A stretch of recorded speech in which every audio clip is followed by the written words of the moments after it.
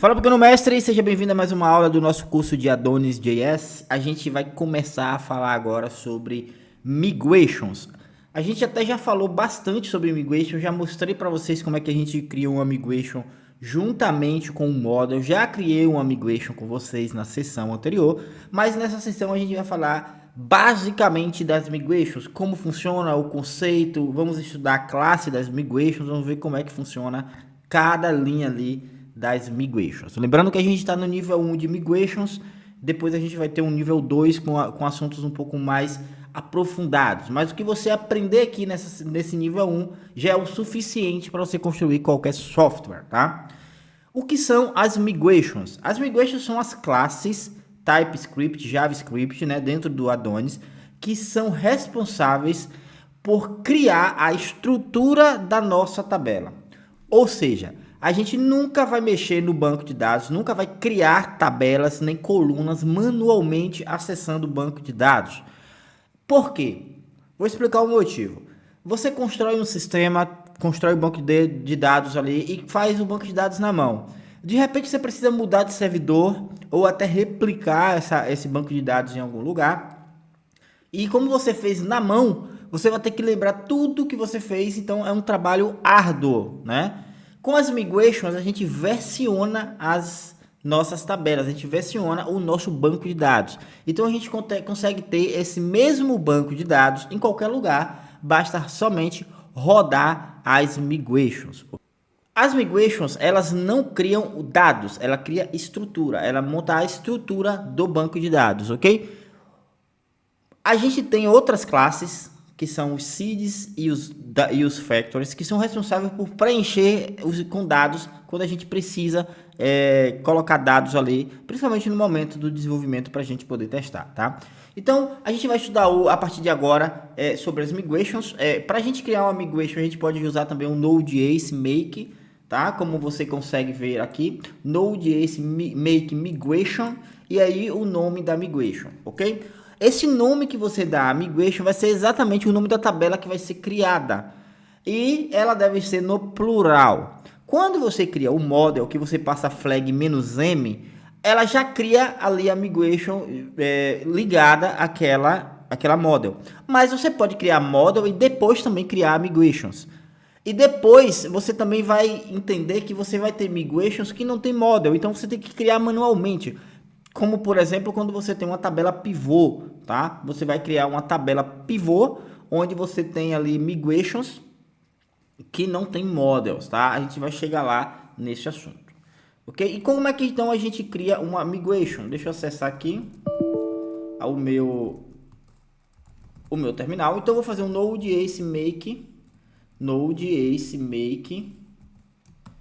migration. E aqui eu vou dar o nome da minha migration, que vai ser o nome da tabela que eu quero que seja criada. Então, products, ok? Vamos ver se ele vai dar certo aqui.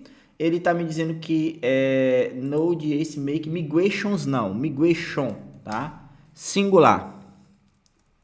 E aí agora ele criou uma migration. Observe que ele cria dentro de database migrations, e aí ele coloca aqui um timestamp, um create products, que foi o nome que a gente falou, e table.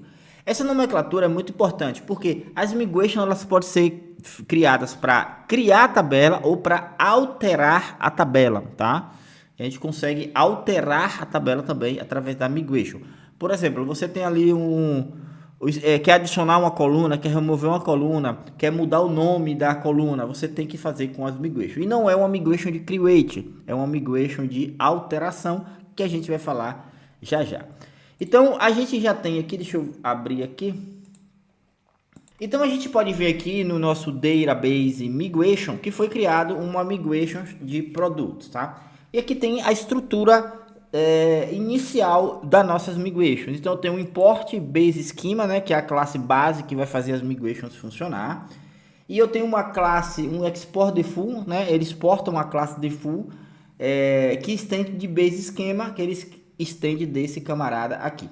Eu tenho um atributo chamado table name, que é exatamente o nome da tabela, tá? E a gente tem dois métodos aqui importantes. A gente tem o método up e o método down. O método up é responsável, ele roda quando a gente roda um Node.js migration run, tá? Ou migration fresh. Então ele roda esse método aqui, método app.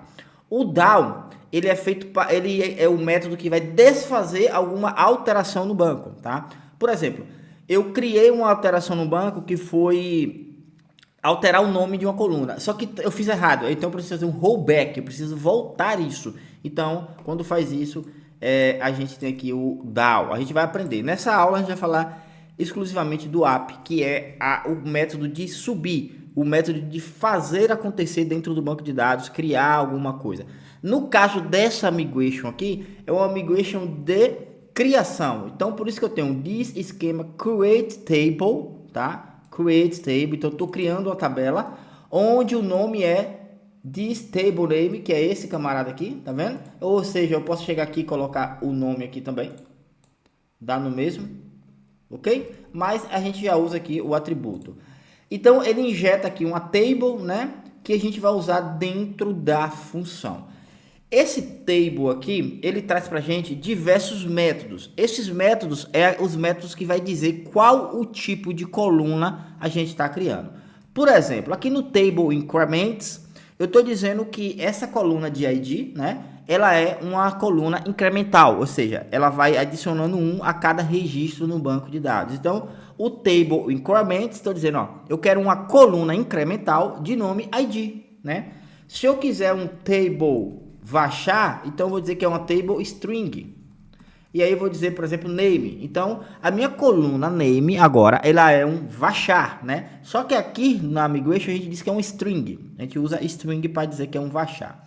A gente consegue adicionar outros métodos aqui que existe ali de regrinha dentro dos bancos de dados. Como, por exemplo, default to, ou seja, é o valor padrão caso não seja passado. Por exemplo, vou dizer que o valor padrão é nulo. Ou seja, se durante a criação desse registro não houver uma coluna names enviada pelo usuário, então eu vou dizer que o padrão é nulo. Então o valor default ali, caso não exista. Tá? A gente também pode dizer que ele é unsigned, ok? Ou seja, não assinado. Isso aqui geralmente é para quando é chave estrangeira. Eu posso dizer também que ele é unique, ou seja, aquele nome específico, ou seja, nuno, ele só pode ter uma vez no banco de dados na tabela de produtos, né? Geralmente isso acontece para, por exemplo, produtos realmente não pode ter dois com o mesmo nome. Seria interessante você colocar um unique, né? Para que mude qualquer coisa para quando o usuário procurar o produto, ele procurar o produto certo, tá? O que a gente tem mais aqui que a gente pode adicionar é o reference. Isso aqui a gente vai falar quando for falar de relacionamentos, tá? Pode ser o after, que ou seja, eu quero que ele crie depois de. Eu posso dizer que ele é um index também, né? Para a gente poder dar uma melhorada ali quando a gente tem milhares de registros no banco de dados. Então, a gente consegue adicionar vários métodos aqui que vai criar isso no banco de dados. Por exemplo, eu posso deixar um comentário. Então, se eu passo um comment aqui, lá no meu banco de dados, a coluna name, ela vai ter um comentário. Perfeito? A gente tem também aqui um table boolean, por exemplo, tá? Por exemplo, para saber se está ativo, boolean. Eu tenho também o table integer, que é para números inteiros, né? Ponto integer. Por exemplo, para preço, eu posso dizer que ele pode ser não é nullable, ou seja, outra informação aqui, ó. Outra informação que eu esqueci de falar. O not nullable significa que aquele camarada não pode ser nullable, tem que existir. Se a gente não passa esse not nullable, por padrão, no Adonis, quando ele cria a tabela, ele cria como nullable, tá? E para a gente dizer que não é nullable, a gente precisa passar um not nullable, tá? Ele não pode ser nullable, tá? Ou seja, não pode ser vazio. O que a gente consegue passar aqui no Boolean também é o default to, geralmente, o unique, tá? O reference. O reference geralmente a gente vai usar quando a gente tiver uma chave estrangeira. Vou dar um exemplo para vocês aqui. Por exemplo, eu vou dizer que esse produto table.integer o integer por exemplo, Tenant ID, ou seja, se eu estiver fazendo um SaaS, por exemplo, eu vou dizer que esse produto pertence a uma empresa, eu vou dizer que ele é unsigned, ou seja, não assinado, perfeito? E vou criar aqui uma outra linha que vai ser table.forage, ou seja, estou dizendo que eu vou criar uma chave estrangeira, aí ele vai me perguntar qual é a coluna que tem a chave estrangeira, vai ser tenant ID, tá? E aí ele faz referência ao ID na tabela tenants. A gente não tem essa tabela agora, mas é como se tivesse, tá? Então o que é que eu estou dizendo aqui? Olha só. Eu tenho uma coluna tenant ID que ele é não assinado, ele é inteiro, né?